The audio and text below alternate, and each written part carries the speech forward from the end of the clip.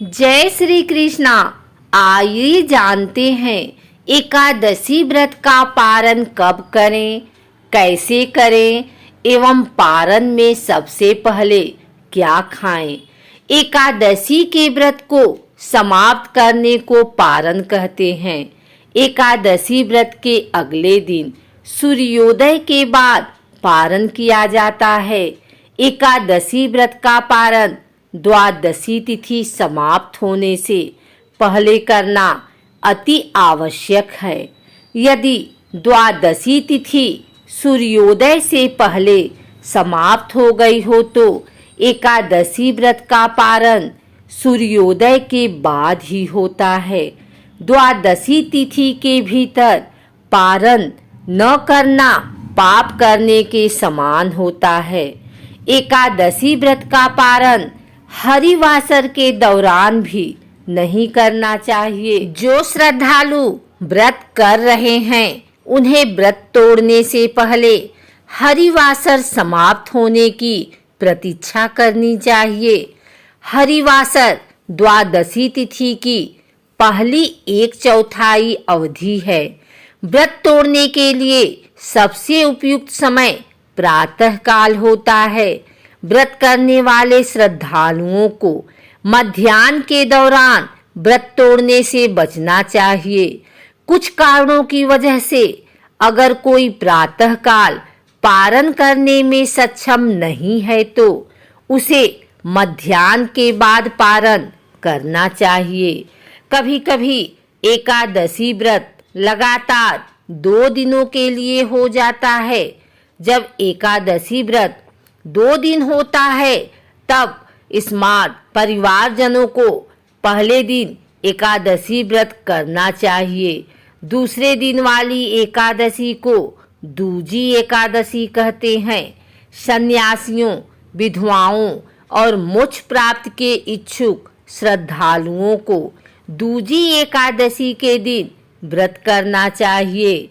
जब जब एकादशी व्रत 2 दिन होता है तब दूजी एकादशी और वैष्णव एकादशी एक ही दिन होती है। पंचांग के अनुसार 31 दिसंबर 2021 को प्रातः 7:14 से प्रातः 9:18 तक पारण का मुहूर्त बना हुआ है।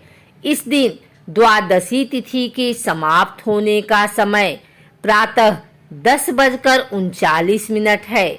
भगवान विष्णु को तुलसी बेहद प्रिय है और उनकी पूजा में यदि तुलसी न हो तो वह पूजा या भोग वह ग्रहण नहीं करते।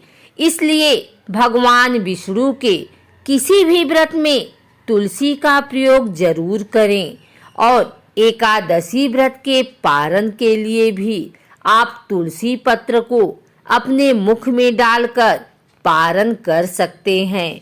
आंवले के पेड़ पर भगवान विष्णु का वास होता है, इसलिए आंवले का भी विशेष महत्व होता है।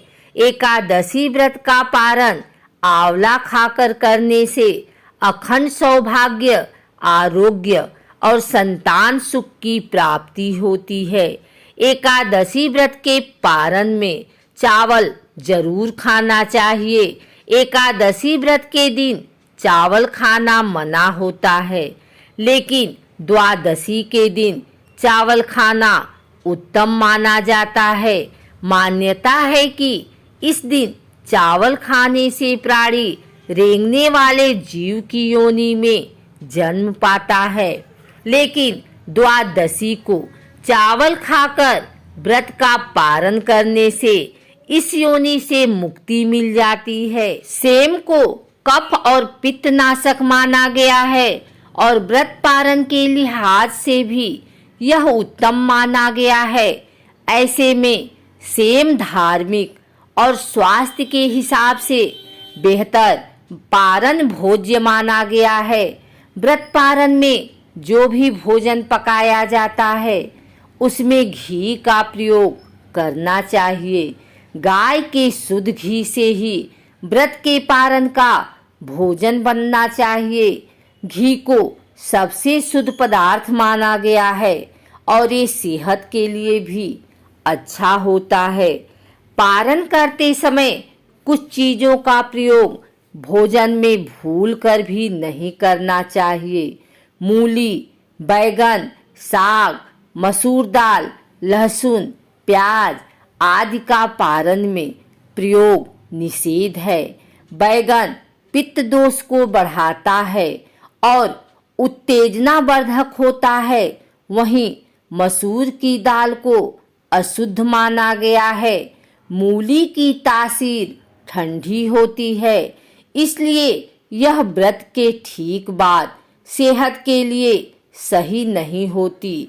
लहसुन प्याज तामसिक भोजन होता है, इसलिए इसका प्रयोग भी वर्जित है। माना जाता है कि इसे खाने से उत्तेजना, क्रोध, हिंसा और अशांति की भावना आती है।